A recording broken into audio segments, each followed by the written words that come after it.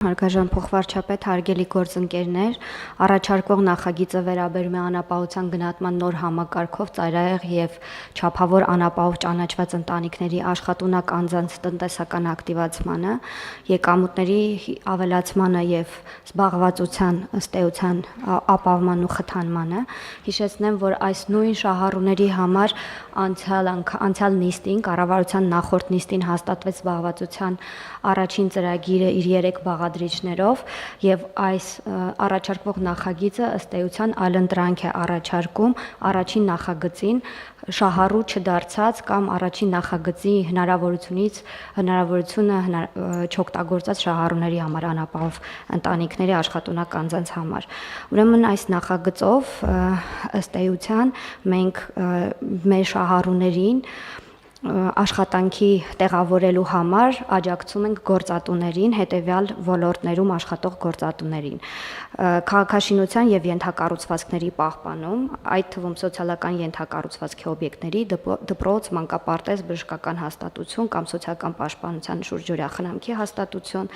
միջհամայնքային, ներհամայնքային ճանապարհներ եւ այլն, սոցիալական եւ համայնքային ծառայություններ տրամադրող կազմակերպություններում, այդ թվում կարող են լինել միայնակ տարեցների խնամքի կարիք ունեցող անձանց մասնագիտություն չպահանջող ծառայությունների մատուցումը, գյուղատնտեսություն եւ անտառային տնտեսություն, այդ թվում գյուղատնտեսական արտադրանք, մշակաբույսերի աճեցում, անտառապատման աշխատանքներ, խնամքի իրականացում կանաչապատման կանաչ տարածքների, մշակույթ եւ զբոսաշրջություն, այդ թվում հուշարձանների խնամք եւ այլն,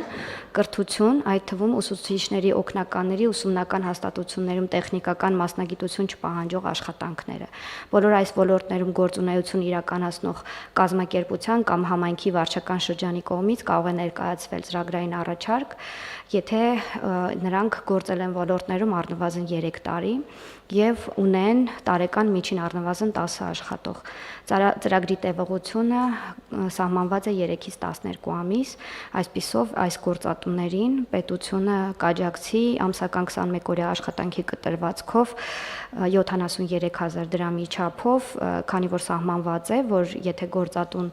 մեր անապահով ճանաչված շահառուների հետ կկնքի աշխատանքային պայմանագիր, ապա մեկ մարդու աշխատանքի համար գործատուն կստանա 3500 դրամի չափով գումար։